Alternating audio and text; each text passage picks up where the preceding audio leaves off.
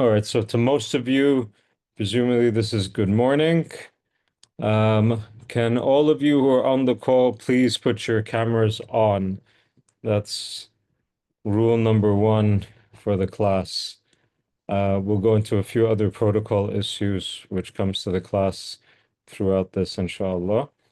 Um, First, introductions are in order. I will briefly introduce myself, and then I'll ask you to all to introduce yourself, just your names, and then I'm going to ask you to do something a bit more extensive. So, my name is Dr. Hisham Hellyer. I'm a visiting professor at Bayan, where I specialize in Islamic studies and politics. So that happens to be what we'll be doing for this semester, and I'll go into a little bit more about that over the next hour and a half, 2 hours. With that, I'll go into more of my background later on, not because I particularly like talking about myself, I don't, but I think that some of it will be useful for you to place how this actual course will fit into your overall studies. With that, I'll ask each of you just to very briefly introduce yourselves, and then we'll go into more lengthy introductions later. So, Sophia, if you could start, please. Assalamu alaikum, everyone. My name is Sufi Ahmed. I am based in Chicago, background in education and project management. And yeah, I'm excited to be here. Thank you so much. Great, thank you. Yasser or Yasar? Yes, Yeah. Yasser is fine. My name is Yasser. I'm based in Dallas. Okay.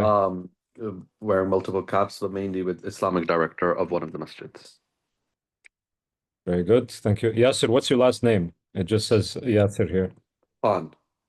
Yasser Khan. Okay, thank you. All right. Sharif, please. Assalamu alaikum. My name is Sharif Yusuf. I'm an imam in the Pacific Northwest region in Seattle, Washington. Thank you so much. Mike. Assalamu alaikum, everybody. I'm in Chicago. I have been working in the Muslim community for years in different capacities, most recently as the outreach director at Ta'leef. I'm also a speech therapist and excited to be here in this program with all of you. Thank you. Ruqayya. Assalamu alaikum. My name is Ruqayya Yaqub. I'm based in Houston, and I'm an educator and author. Wonderful. Ruqayya, you're based in Houston. Where are you from? I'm from England. There we go. Finally, a Brit in the class. All right. Thank you. Sharif. I think we've already gone. There should be. Oh, sorry, Tariq Sharif. next. Sorry. It's lined up there. Okay. Raja. By the way, before any of you go forward, I'm presuming I know how to pronounce your names properly. My presumption may not be correct. So if at any point it doesn't sound the way that you usually hear it, then please tell me. So Raja, is it Raja? Rajai. Assalamu alaikum. Raja. Wa alaikum salam. I'm out of Tulsa, Oklahoma, background in civil rights and social justice advocacy. Thank you so much. And that leaves Tariq. Assalamu alaikum, everyone. Tariq Ata, based in Orange County, California, where I serve as an imam of a masjid. Okay, guys, thank you so much. We may have a couple others joining, but I don't think today. I think that they may be joining later on, but I don't think that they're joining today. But Munir will inform me about that later on. So, a few things I wanted to go through just in terms of how I see the course going forward. You'll be happy to know you're not guinea pigs. You are not the first cohort to go through this course. The reception to this course previously has been very good. I put that down to the subject matter as opposed to the instructor. But you guys probably need good tarbiyah anyway, so a bit of tazkiyat nafs and having somebody like me as your instructor is probably good for you. But the subject matter is, I think, very interesting. A lot of it's very pertinent, and what I mean by pertinent is that it will speak a lot to what you engage with, okay, and what you see in the world around you. But we'll go into a little bit of that today. A few just sort of basic things that I expect in a class. One, I'm a real stickler for time. And I'm a stickler for time, partly for my own sake, but mostly because of you. All of you are very busy. All of you have taken time out of full-time jobs and professions to come and do this. I want to make sure your time is respected, and I need to make sure that my time is used appropriately. So people need to be on time. If you need to be a little bit early in order to make sure that you're on time, then please do so. When it comes to your assignments as well, please make sure that they're on time. Um, I won't be accepting excuses that come after lateness comes in. I will be, I hope, quite understanding about reasons that are expressed before time comes in. So if you know in advance that there'll be a commitment that you have to attend to, or unforeseen circumstances, then please let me know. We all have what we call in Arabic zuruf, where things happen and things, take up our time. But in order to show respect to the students and the class and the course matter, please do try to do this in advance. One of those things relates to the different time periods that you're in. So we are starting today. It is the 7th of September. I happen to know, for example, that today I will break away from you, but I'll do it during the break because we'll have a break every hour. I would have to do that anyway because I need to pray Maghrib where I am. Okay. There will be a break in every 2-hour class, and it will usually be about the 1 hour point.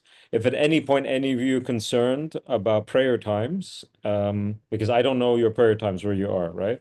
Then just let me know. But keep in mind that every class there should be a break right in the middle of the class in order for you to have time anyway for, to sort of stretch your legs, have a bit of a break. I don't find that people concentrate particularly well after the 45-minute, 55-minute mark anyway, without having a few minutes to decompress.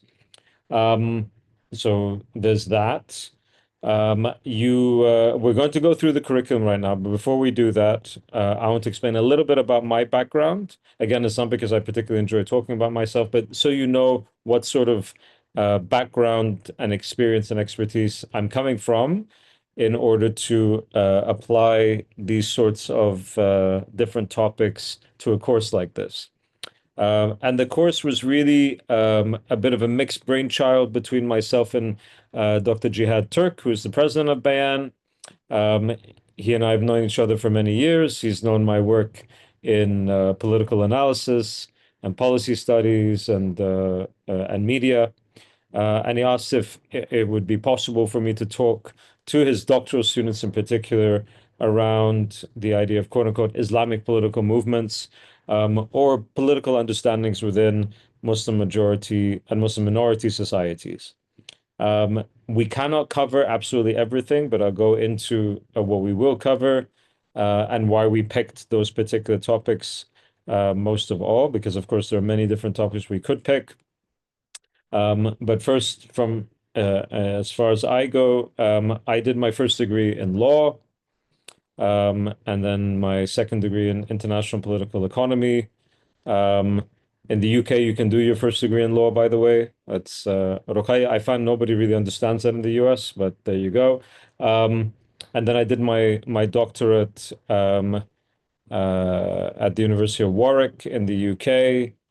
It was a multidisciplinary degree between law and politics.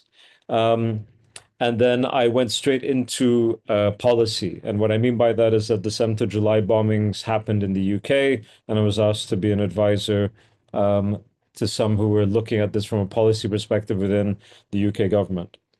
I've taught at the AUC at the American University in Cairo. I've had affiliations with the University of Cambridge, University of Harvard. But much of my career, if not, I'd say a good 60-70% of my career has been in policy establishments, what are commonly referred to as think tanks. The one I'm at the moment, I've been affiliated with for about 12 years. It's called the Royal United Services Institute for Defense and Security Studies. It's quite a mouthful. It's the oldest think tank in the world. It was founded about 200 years ago. So you imagine why it was founded. It was, of course, founded to uphold the interests of the Empire at the time.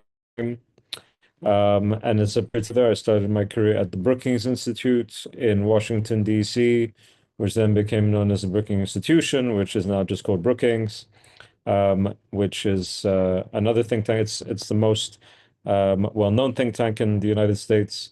And then I moved on to Carnegie, which is the Carnegie Endowment for International Peace. And then finally at the Center for American Progress in Washington. Now, I say this to you so that you understand I come at this from an academic perspective, but also from a practitioner perspective. I try to understand how these discussions actually play out in the real world, and particularly discussions around regional security, political movements, and with a geographical kind of focus on the Middle East and Europe. These are the places I spend the most of my time in. They're not the only places. I, of course, lived in the US, but I also lived in Southeast Asia. I lived in Malaysia for a couple of years, so I had a bit of exposure there as well. And today I'm talking to you from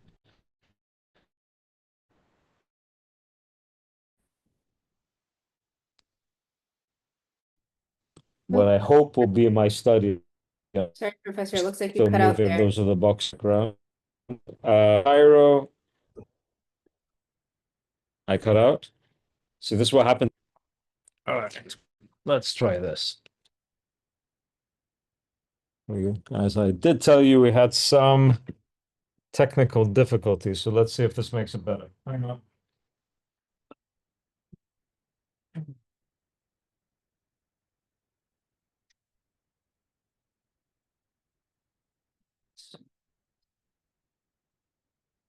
Now you can see the mess in all its glory. Hopefully the next time it will be a bit more tidy. Is this better? Can you guys hear me and see me okay? Yeah, you were saying where you were coming to us from? Yeah, this is probably the reason why it got cut out. If you say Cairo, something happens in the internet. But anyway, so I'm speaking to you from Cairo, but my work locations are usually London and Washington, D.C. Now, I say all that again just to give you a sense of where I come from, not in terms of personally, but how my training and my background and my career has sort of positioned me to talk about these issues. And I say this to you because I'm not expecting you, nor do I think it's particularly a good idea for you to look at these issues in the same way that I will look at them and the way that I'll teach them. I'm telling you this so that you're able to situate my comments and my observations and what I'm teaching against that background, and for you to come up with your own perspectives. And really, over the course of the next few months, one thing that I'll be trying to draw out of all of you is to get your own assessments of the material, not my assessment. Okay. I want a good argument. I don't want my argument. I have no intention of trying to just, impart what I think about these things. Rather, I want to understand how you guys see it. That's the whole point of this, inshallah. I think that's about all that I need to tell you when it comes to that. If you guys have any questions about me, by all means, I didn't go into everything over my last 20 years of work, but I don't think that's really necessary. I just tried to give you what I think is relevant. I do a lot of work on the media. There's usually political analysis that may or may not come in handy for some of you, depending on if you engage with the media at all or if you use the media at all in terms of trying to digest information or find reliable sources, which is increasingly a difficult thing to do. But we can go into that, inshallah. So before I ask, you guys to introduce yourselves, does anybody have any questions just on what I've said so far? Any clarifications or queries? Okay, if you guys think of something, I'm sure you'll let me know. That's another thing, actually. In terms of communication, I think you guys should all have a Bayan email address for me. I will, in fact, I'll do this right now. I'm going to give you my own personal email address, so that when you do write, please do write to this email address, or at least copy it in, just on the off chance that I can't access the Bayan one. Or I might be out. I travel a great deal, and I think I can only access Bayan from my computer as opposed to anything else. So please do CC that email address anytime you write to me. And if you do have any questions on the basis of what I've said so far, anything else for that matter, my pleasure. Please get in touch anytime.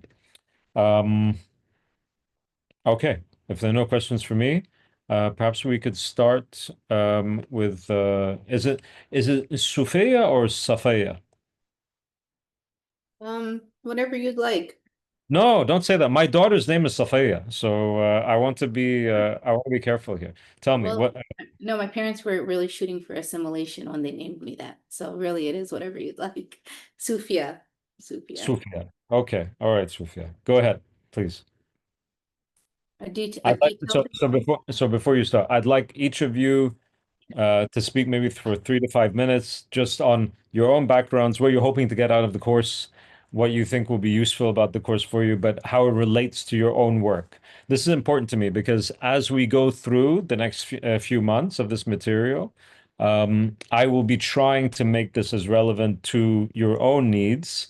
The course is the course. We're not messing around with that. We have a number of different people that will be coming in as guest lecturers, but the majority of my conversations with you are going to be that kind of contextualization piece. So please say whatever you'd like in terms of how this refers or relates to your work. Thank you. Sure.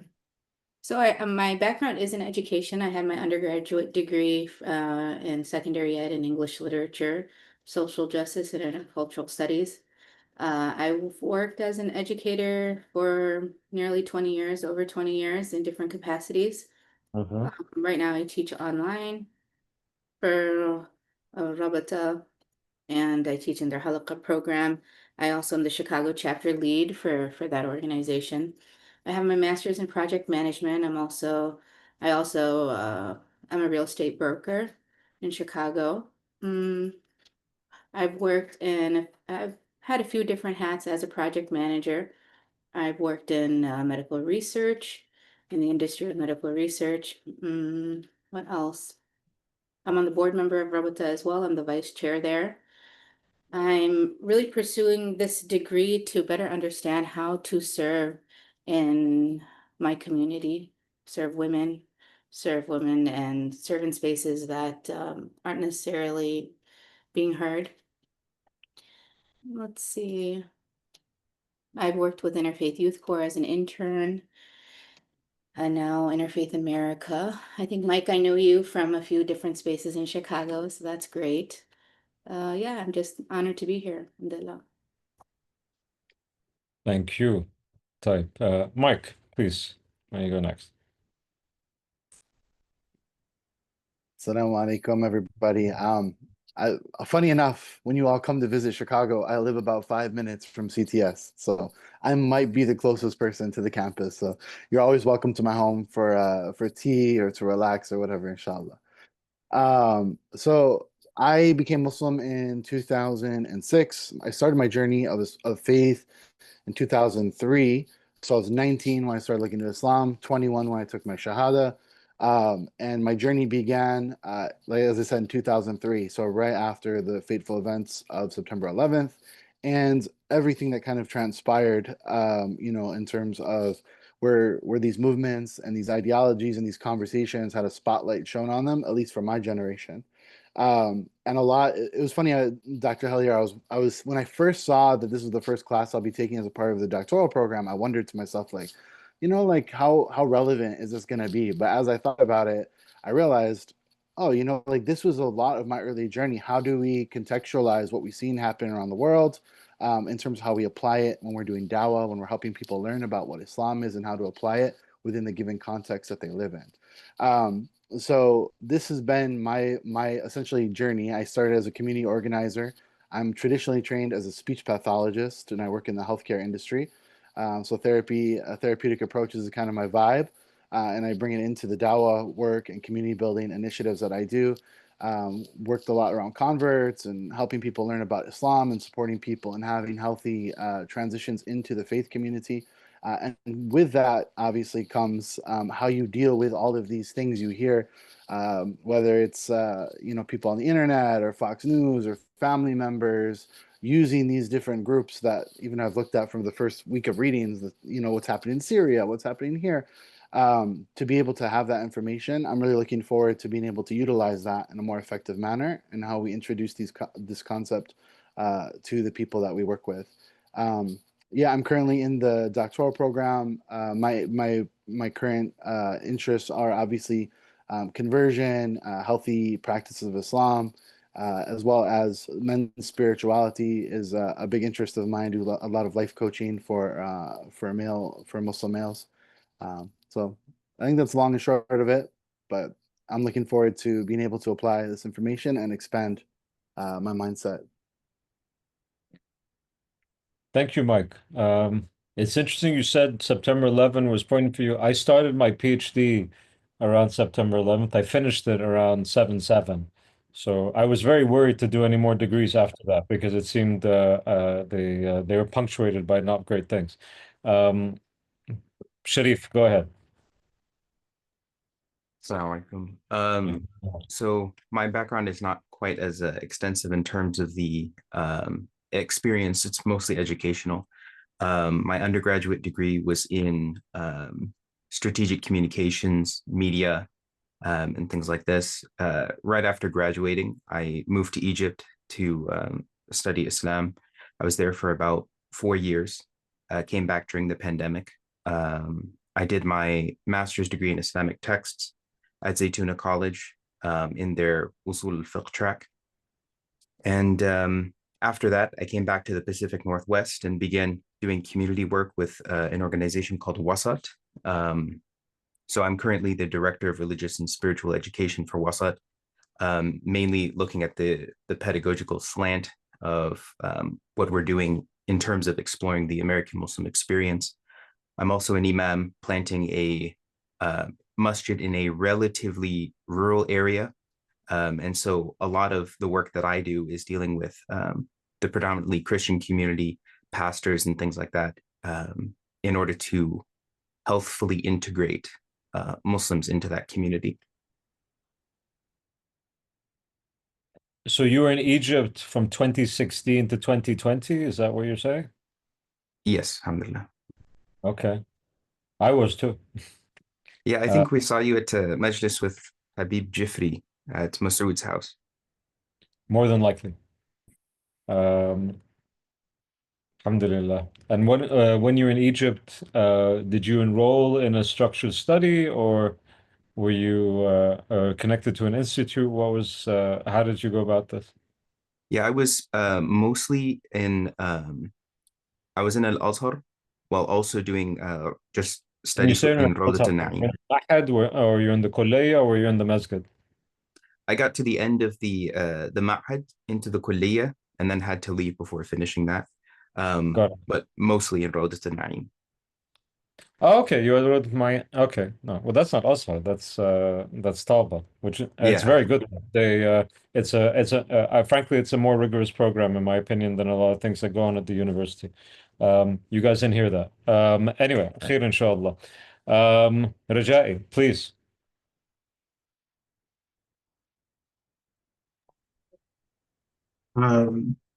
Rajai Fatiha. I'm heavy into the social justice, civil rights activism. Started almost 25 years ago. I was a kid actually in public health as a result of some things that happened in my family, and just carried on from there. Different health initiatives, public education, racial injustice, and equality work. Worked with various coalitions on different issues over the years.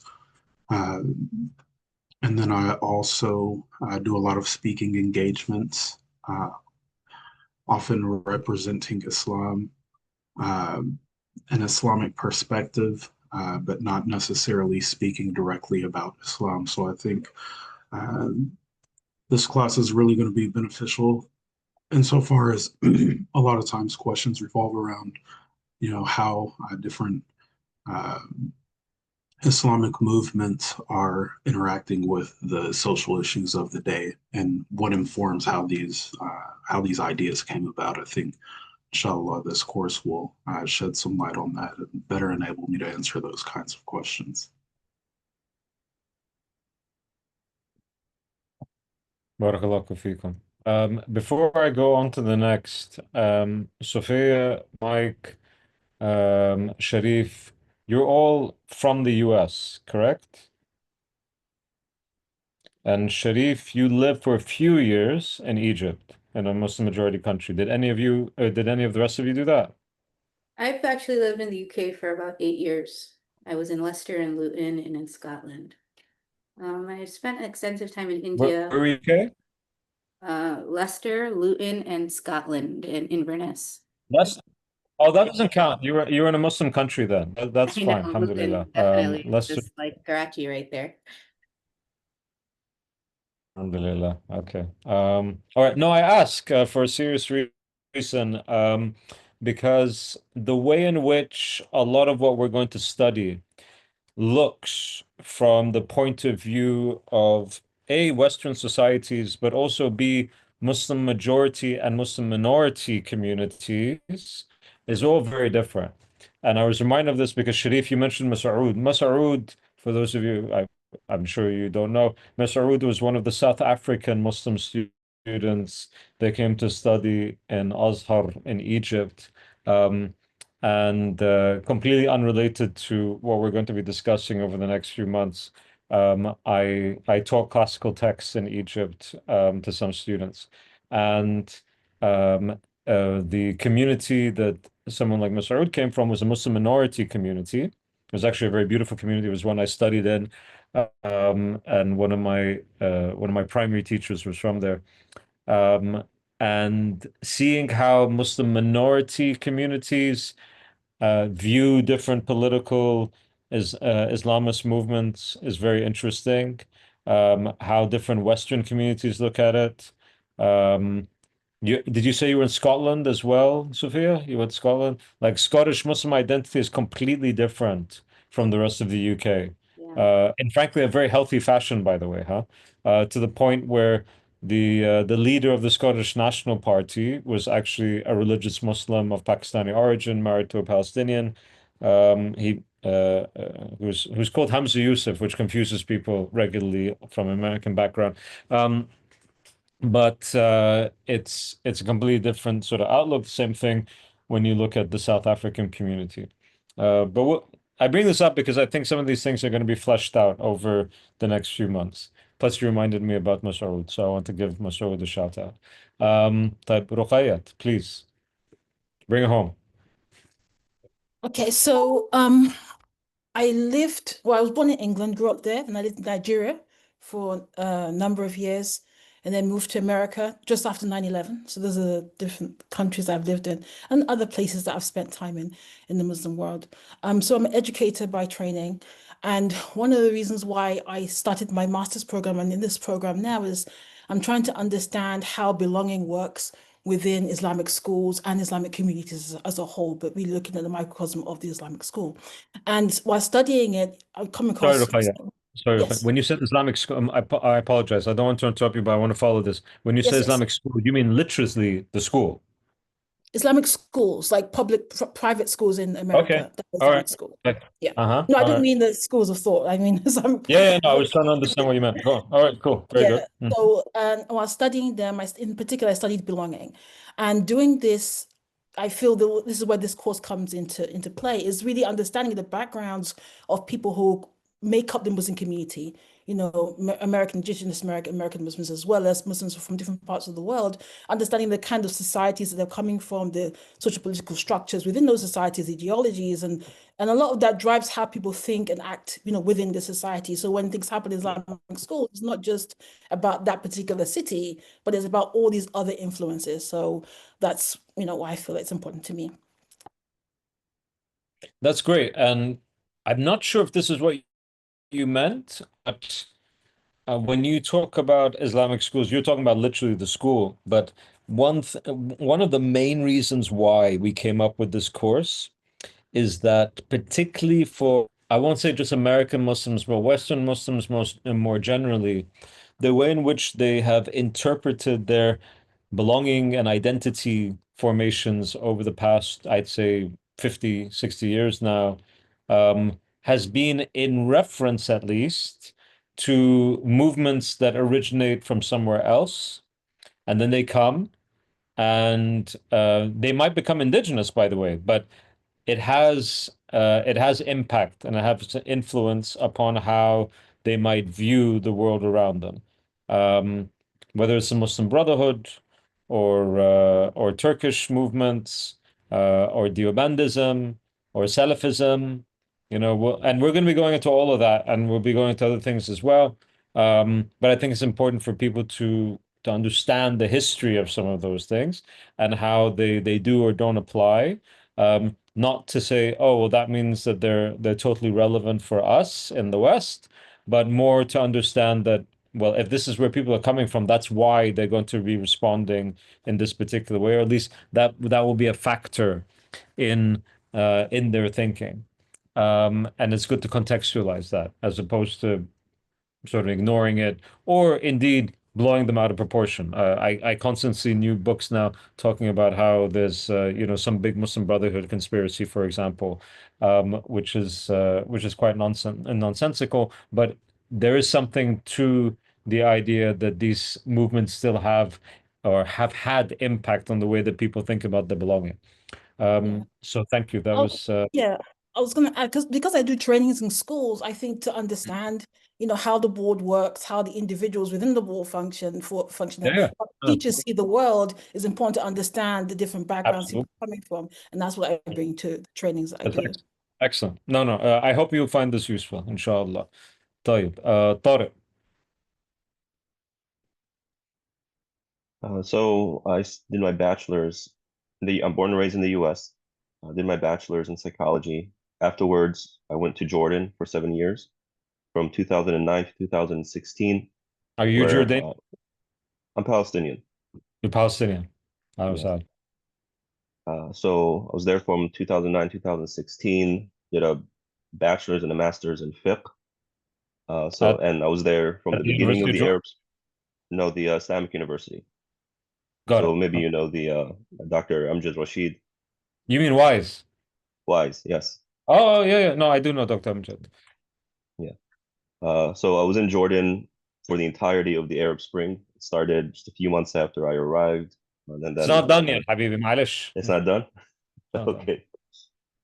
So I was there, and Jordanian society is much more comfortable talking about politics and has a little bit more leeway to talk about politics than many other Sure. Middle Eastern countries, so long That's as you don't true. talk about the king, Yeah. right? And Or Jordan now has the a Ikhwan. Or yeah, now the Ikhwan. They just banned the Ikhwan. there you go. Yeah. And Jordan has a strong representation from the three main Islamic groups in the Middle East, Salafis, Sufis, and Muslim Brotherhood. So it was really interesting to see how each one interpreted Mm-hmm. political realities. There were a lot of conversations from the fiqhi end, and that began to spark my curiosity and interest in siyasa, right? From a fiqhi perspective, what is Mm-hmm. proper political Islam? What are the responsibilities of the political ruler? What is Sharia Mm-hmm. versus not? And one incident that even further sparked my curiosity is I was in the bathroom. I was in the bathroom in the university, and there was a guy smoking there. It was a clear sign, no smoking. And I asked him, like, go downstairs. Like the door is literally 10 feet away. You can just go smoke Mm-hmm. outside. And one of my classmates, he said, this is democracy now. He can do that wherever he wants. And Wow. then when I heard that, I'm like, these people have no idea what democracy means. And from there, I knew that the Arab Spring isn't going to go far, right? It's not going to reach the objectives because clearly they don't understand what democracy is as a society. So that was great. And then came back in 2016, and I became the imam of the Orange County Islamic Foundation in Orange County, California, where I've been for the past 8 years. Yeah, here I am. You and I are going to have some interesting conversations about the Arab Spring, Tariq. That Sounds wasn't why good. I failed, and it's not done. But one thing that will be very interesting, I think, especially for you, is relating your training to how some of these movements did not refer to texts at all, and actually were basically ad hoc responses. Good example of that was Syria. And you guys will be the guinea pig for this one, but I think you'll be very happy about it. One of the key researchers on Hayat Tahrir Sham, which was the movement that eventually knocked out Bashar al-Assad last year, is a man called Dr. Jerome Devron. And he's a practitioner as well as an academic. He works for an institution called the International Crisis Group, and he was in Idlib, which is the north of Syria, where HDS founded their original sort of governing structure. So he knows the group extremely well. He happens to be a Muslim himself, who became Muslim some years ago. And he just published an amazing book on the movement and how the movement went from being Al-Qaeda to breaking away from Al-Qaeda because it became ISIS, and then becoming basically a Salafi jihadi group, and then moving away from that and moving away from that, and then eventually becoming something far more mainstream, to the point of appointing a very traditional Sunni sheikh in Damascus as the Mufti of the new republic, and a Dar al-Ifta, which is made up mostly of non-Salafis. So really interesting transformation and transition. We can't get you the book. We can't get you the book because unfortunately the book literally just came out, I think a few weeks ago. So you guys would have to order it, and wait for it to arrive. We wouldn't be able to. Some of the books, well, actually, a lot of the texts that you have, you've been given PDFs. This is brand new, so you can't. But any of you are interested in Syria and HTS and things like that, I strongly, strongly recommend you get this book. But Jerome will come and actually give you guys a lecture, for an hour or so just on this particular topic. And I think you'll find it really interesting, because he's somebody that really understands the group really well, and understands the context in which the group also emerged and transformed. طيب. Yasser. Well, I think you're the last one. Yes. MashaAllah. Yes. Alhamdulillah. So Yasser, I was born in Pakistan, in specifically the north part of Pakistan in Swat Valley. And I came to America when I was 4, but then I had the privilege to go back and spend a few years there, especially during 2007, 2008 movement. That's when the Swat Valley kind of was being taken over by the Taliban. And so I had basically like experienced everything, the fight between them and the military and everything. And my father played a very active role as a peacemaker, and many of the people surrendered on his hands and everything. So my grandfather being a leader and my father being a leader, I was kind of with them the whole time to see sometimes the negotiations and what are their objectives and what do they Sure. want and things like that. So kind of grew up in like like a peace building or political type of family, and then came to America after that again. And then when I got into high school, I got involved in high school politics and just even regular politics. And really my focus was to go into policy and go into politics. But then something happened where I was like, I don't know anything about my dean, so I need to go study. When I went to study, without planning it or anything, I just happened to go into a very Deobandi madrasa and started to study there. In the Traditionally US or back in Pakistan? in the U.S. In the U.S. So I studied here Where did you for. go? First, there's one in Indiana, Hassanain. I went there. Then in Yeah. Chicago, Darussalam. Studied Okay. for like 7 years, and then went to Turkey. Studied there in Mahad Imam Abi Hanifa for some time. Then came back, started to I work. was just there yesterday. Oh, really? SubhanAllah. Yeah, no, I came from the airport to this study, and I've just been in Istanbul, and I was you mean in Fatih? Yes. Yeah. I was there on Thursday. Okay, mashallah. Yeah, so subhanAllah, Beautiful. even some of the major scholars that we talk about that we see, like Sheikh Usama Rifai, who's now the Grand Mufti. The So Mufti. Alhamdulillah, Yeah. I had the chance to meet them and sit in their majalis, and especially like Sheikh Mujir al Khatib. He was, I think, one of the first ones who gave the khutbah in the Umayyad Masjid. So I had a very Yeah. like close interaction with him. He would call me Ibn Hisham al-Saghir because of Sirah studies and stuff like that. But so did that in Turkey. Then when I came back, I was teaching with one of my teachers in a seminary. Then I was like, I just moved to Dallas, opened up my own seminary, but Mm. for younger kids. And over here, I take care of Mm-hmm. almost 7, 8 different Islamic centers where they usually ask me to provide them imams and khatibs and teachers and stuff like that. Now I'm at that point where it's in me. I feel like it's in my blood to be politically aware, engaged, and maybe even active. Because that's kind of the nature I grew up in. That's why I brought up that part of my background. But then going into that Mm-hmm. Deobandi school, it was more like, okay, you know what? We just need to preserve ourselves in our faith and just, kind of create like a bubble or a circle. So I'm in that point where I want to know what's the right way to engage or the right way to be active in all these different circumstances, the roof that we see.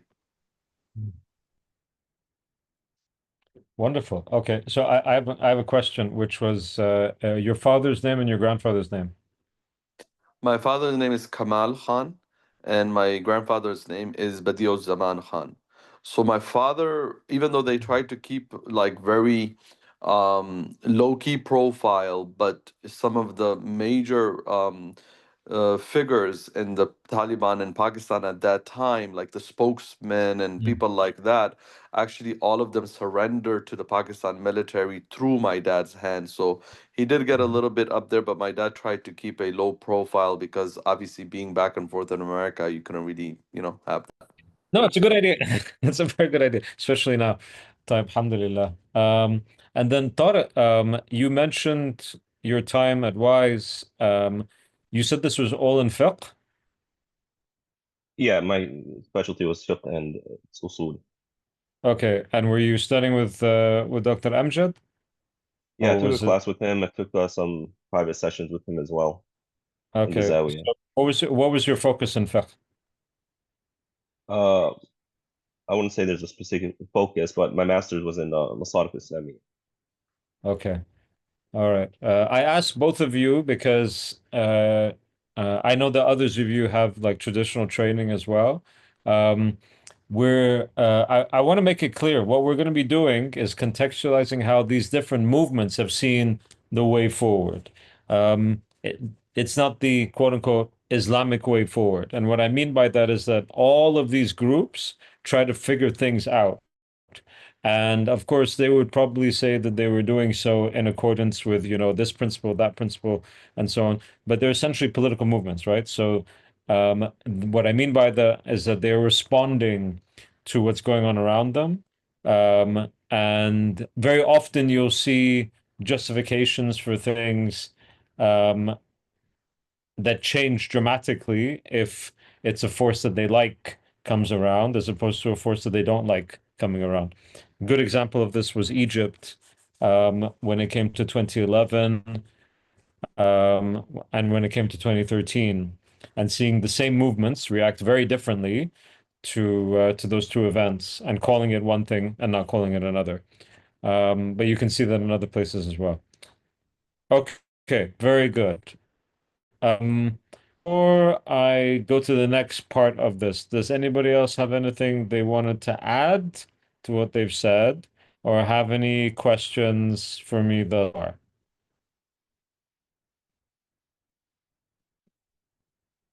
Okay, good. I have a question for all of you. Does anybody need to pray? Or are we okay to go on for a little bit, for at least like another 10, 15 minutes? That's a yes? Okay, cool. Then we'll keep on going then. Let me bring up my notes for the next part of this. So you're going to be getting this is not a law course. This is not a philosophy course. This is not even strictly speaking a political science course. Okay, this is going to be very interdisciplinary. We are going to be looking at different religious communities. So, for example, the Deobandis and Salafis. We're going to be looking at different intellectual figures. So, in the context of, for example, Turkey, we'll be talking a little bit about Nursi and that movement. We'll be talking about reformists. So, we'll have somebody to coming in who will be talking about the Muslim Brotherhood, but somebody who was actually in the Muslim Brotherhood and left it. Okay, but didn't leave it and decide that they were a bunch of terrorists, but left it and deciding that no, this doesn't work for this reason or that reason or that reason. And I picked, different groups like this because I wanted to give you guys and anybody who took this course the opportunity to understand the groups that I think have the most relevance to how, again, Western Islam developed and develops. Okay. Now, we can't cover everything.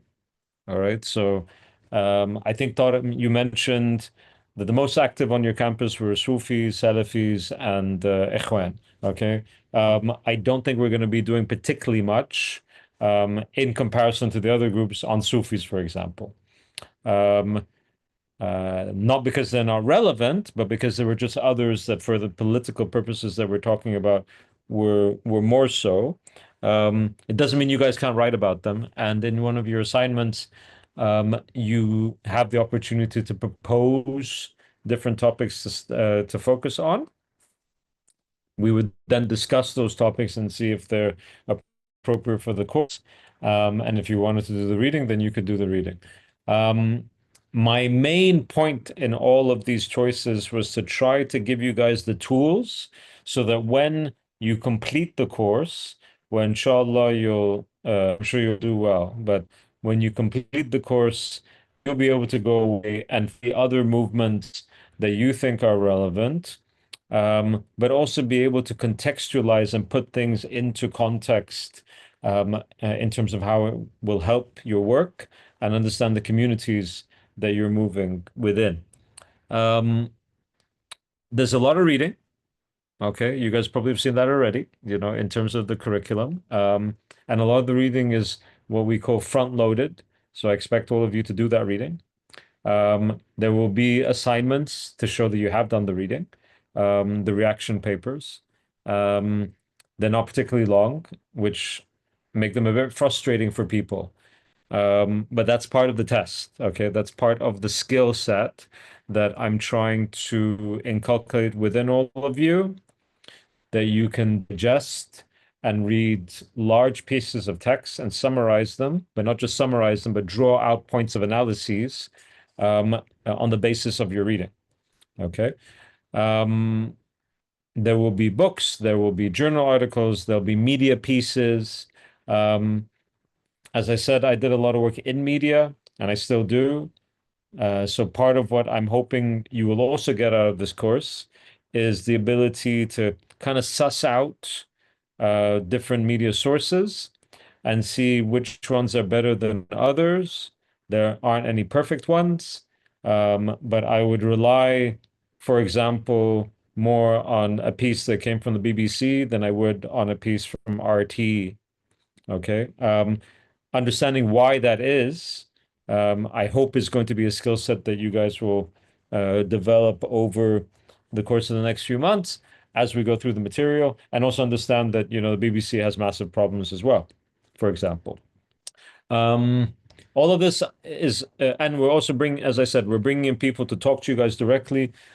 There'll be academics, there'll be practitioners, people that are, to my mind, really good experts, but also people that you can engage with who spend a lot of time on these particular topics, and as much as possible from, either a practitioner sort of basis or very regularly engaging from an academic perspective on the topics at hand. So some of you might know him, is Sheikh Surkhil, who is otherwise known as Abu Alia. Sheikh Surkhil was one of the three major progenitors of Salafi Islam in the West. I think that that's fair of me to say. He was really a big figure in the Salafi Da'wah in the 90s and in the 80s. And he kind of did, he didn't flip in the 2000s, but he did change direction quite substantially. He didn't become an enemy or something like that, because there were some people who were like that, but he wasn't like that. But he's got a very good historical overview of how these things sort of developed over time. But you'll also, so there are religious figures, there are practitioners, there are academics, and I hope that will give you kind of a rounded and comprehensive picture around these different movements. Um, and then you'll be able to draw out, lessons for your own work as we reflect upon these different groups years and decades after the peak of their impact and their relevancy. What else do I want to get into right now?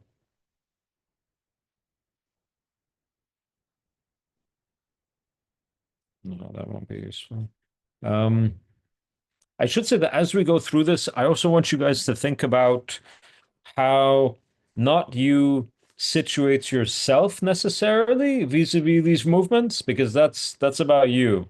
Whereas how you would be preparing yourself to act, quote unquote, as neutral actors in the community, informed by knowledge, informed by understanding, so that you can situate yourselves in the community as non-partisan, effective guides. Because I think pretty much all of you engage in the community in different capacities, but at the very least in a mentorship kind of capacity.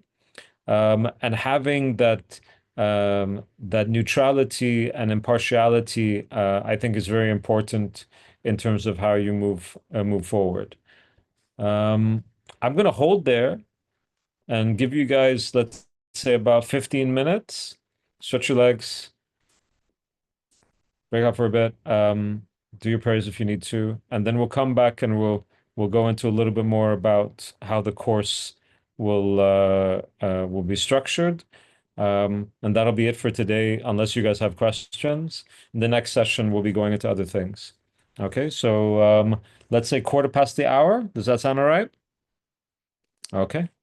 Bismillah. Thank you so much. Assalamu alaikum.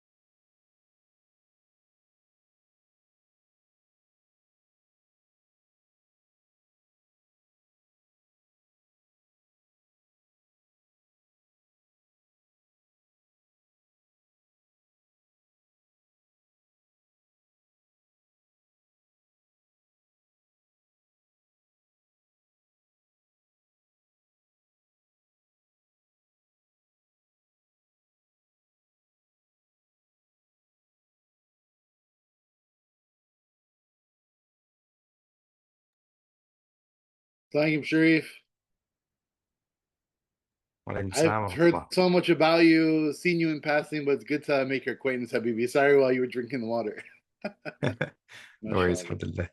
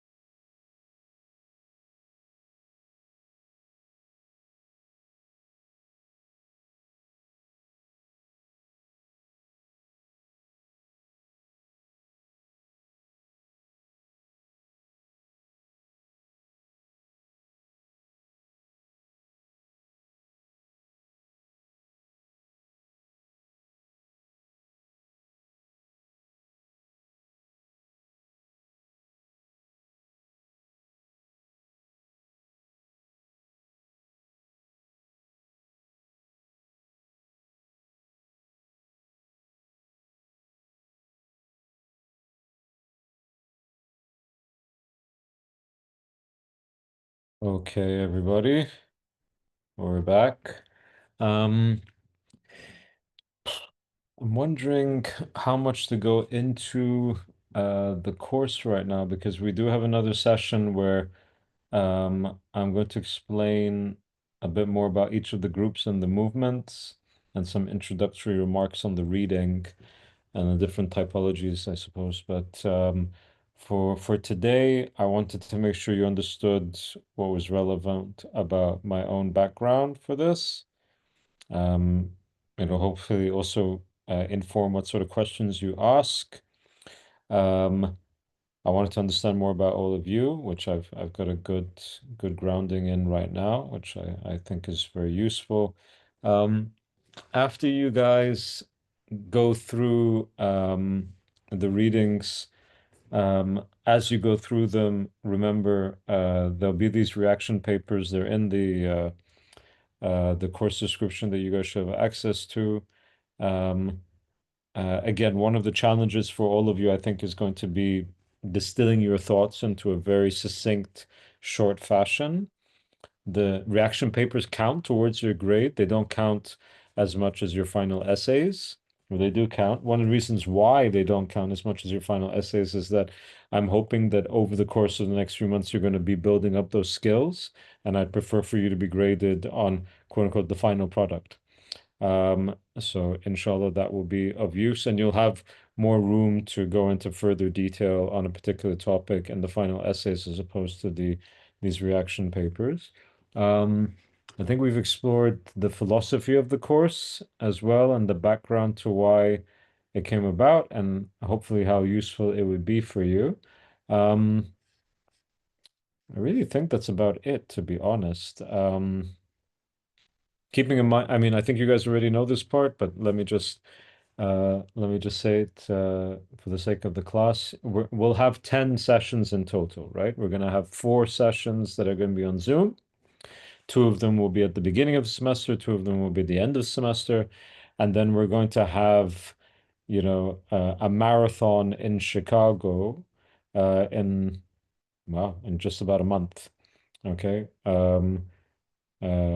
From Sunday up until Friday, from I think about 9 a.m. or 8 a.m. until 1 p.m., something like that. It's in the schedule. I will try to give you guys breaks, of course, during that, but we'll go into a little bit more about the residential closer to the time. If you guys have any logistical questions, Bayan, in terms of Munir or John, I think are your point persons when it comes to stuff like that. But you're a small enough group, so I don't think it should be too difficult. I think you're in charge of your own arrangements, right? In terms of where you stay. I know from previous experience that the study is pretty close by, but it's also not the most convenient option for some people. And then there are other options that are closer, that are not as close by, but perhaps are more appropriate. The area around CTS is very nice, but doesn't have very much in terms of facilities. But you guys should keep that in mind as you look for a place to stay. When it comes to the readings, please keep to what the curriculum and the syllabus does ask you to do. Pretty much all the readings will have been done before we get to Chicago. Okay, I know it's a lot of reading. The whole point is so that when we get to Chicago, we're ready to discuss and engage. And if you guys haven't done the reading, that's going to make that a lot more difficult. When we get to Chicago, there will be a lecture either by myself or by our guest lecturer, and then there'll be a Q&A, and there'll be an extra session on top of that, which I will formulate, but we'll see how we go with that closer to the time. I think that's all we're gonna do today, unless you guys have any particular questions about the course. Next time around, it's basically a preamble to the in-person sessions. So we'll go through an outline of how the 6 days will unfold in Chicago, some preliminary thoughts on the content, how I'm going to teach this, some introductory remarks on the reading, pretty much all of which would have been done by then, an explanation as to why these groups and movements were chosen, and any thoughts on assignments. But today, I think I wanted to leave you guys with a little bit of time to ask any questions, but it seems like none of you have any questions thus far. Maybe you do now after the break. Are there any things that weren't particularly clear or that you wanted to go through right now? Go ahead, Sharif. Just a quick question. For some of us, the course is not showing up on Canvas. With the paper due on the 11th, how should we go about submitting that? Send them to me, but they should be showing up on Canvas. So I think you should write to Munir or maybe Dr. Jibril about that. So it does show up, but because we do need them to be uploaded onto Canvas. If you still haven't gotten it done by them, send it to me directly. But we need to get it through Canvas. Bayan has a bunch of technical procedures that require it to go through Canvas. But if you can't get it up there, then just send it to me. And then we'll upload it later on. Don't worry about any technical difficulties and that affecting the grade because it shows up as late. As long as I know about it, just mention in your email to me that there's been this problem and that's why you're sending it to me, and I'll make sure that there isn't any problem on the grades. Tamam. Okay, Is anybody else having the similar problem when it comes to Canvas on this course? Okay, so I think Ruqayya, it's all of us. you think it's all of you? Oh, Yeah. okay. I actually have access to this course, but not the other one. So this one I do have everything for Canvas. So, okay. Well, you know what? I'm just gonna ping Munir right now. All the students. He does I already know brought it up about to it. him. We Yeah, brought he it up to does him know the other about day. it. I think they're working on it. Okay. That's why he shared the syllabus and the readings in an email from you. And he said, just continue to work on that while they fix the technical issues. Okay. You guys got an email that I sent. I think it It needs was to go. whatever you posted, or you had like an email. It was basically on your behalf, Professor Munir sent it. Okay, all right, alhamdulillah. Okay, khair inshallah. Any other technical difficulties or logistical issues you guys have?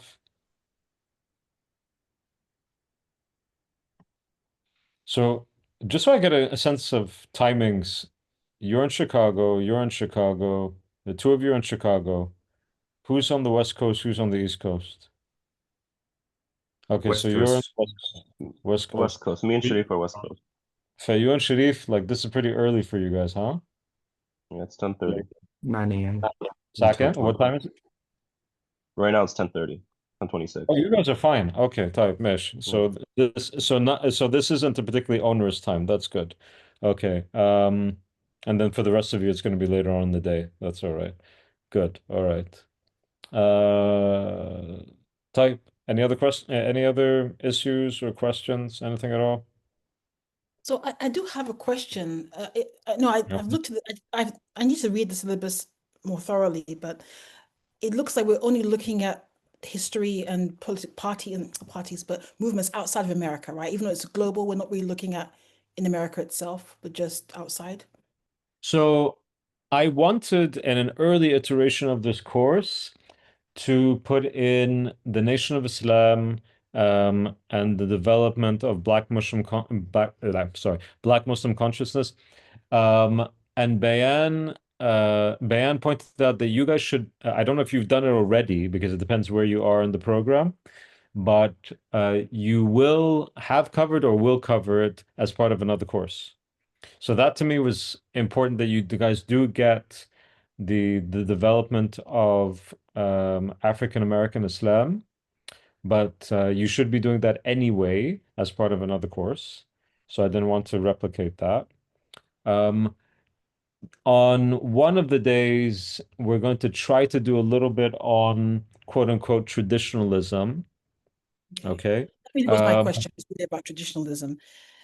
Okay. And Yeah. an understanding, and also just, I think about, and then maybe this is what's going on now, so perhaps what you're doing is more like historical, but I think about, the effect that the Christian right has on, the Muslim leadership, the as well as, Christian realism and things like that. So I'm just wondering, are we going to be studying things like that to understand what impact that's having in the community? So that stuff is fascinating. Okay. But keep in mind, I put things into the course on the basis of not only that I found them interesting and relevant, but also so that they're materials that you guys can read. So what you just mentioned there, there's nothing. Okay. I know about it, you know about it because we see it, right? But there isn't actually, much written material out there that's been peer reviewed and been published that I would feel comfortable then giving to you guys as part of a syllabus. One of the reasons why I was very excited about this, Syria one is that A, it's incredibly topical, but also there's actual material that's out there. It won't be the latest book, but there's other material that's available. On the traditionalism part, it will form a part of one of the days. I think it's the fourth day, if I remember correctly, but it's in the curriculum. And it will be in the context of expressing how the Muslim world itself is kind of split up geopolitically in a religious fashion. Okay, so in a very, very summarized sort of way, how different countries are pushing particular types of religious movements, including traditionalism in a certain form, because it fits in with what their political projects are. Um, we're not going to go into too much detail around, because remember, there are two different types of traditionalisms, huh? There's the traditionalism that gives rise to things like the Maryamiyya and the Granonian movements. Okay, I don't think that's what you're talking about. There's also the traditionalism of, how the West understood madhabs, aqidah, and Sufi tariqas. I said it's how they understood it because actually it's much, much broader than that. But that was in the UK we called the Holy Trinity, huh? Hamza Yusuf, Abdul Hakim Murad, and Nuh Keller. Um, but of course, the world of quote That was unquote. a throwback. That was a throwback Yeah, I to the know, right? No, well, so he said Masood, but you were thinking Masood.co.uk, weren't you? Anyway, so we're not going to be going into too much detail about that, simply because there were other things that I thought were important, but we will discuss traditionalism in the context of that fourth day. Okay. And by the way, if you want to go into it for your essay, we can discuss that. We can do that. I appreciate that flexibility. Shukran. Yeah, sure. No, I look I'm so look, I don't know if you guys have gathered this. I'm very strict about certain things. I'm trying to be very flexible about others. So the strictness comes into I need you guys to be on time. I need you guys to have done the reading. I need you guys to put your effort into this, but the course is structured and designed to help you. Okay, the whole point is that when you guys leave, you will have benefited, I hope, and be able to do more on your own. Otherwise, I will have failed as a teacher, and I don't intend to do that. And all of you, none of your children, all of you are incredibly well accomplished. I'm sure that each of you could give a class of your own, even related to this topic. Okay. That just means that the bar is set kind of higher. That's my job. Okay. So I hope you guys will enjoy the next few months. And inshallah we'll all benefit. Bidnillah. طيب. Any other queries, questions? تمام. All right. I will see you guys next time. If any questions or queries, is my email should be in the chat box. Can you guys see it? Okay. I think that once we close the Zoom, it'll be gone. So if you guys want to take note of it now, and I'll leave the Zoom open for a few minutes so that you can grab it if you need it.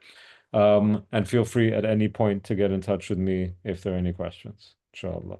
Barakallahu fikum. Assalamu alaikum wa rahmatullah wa barakatuh.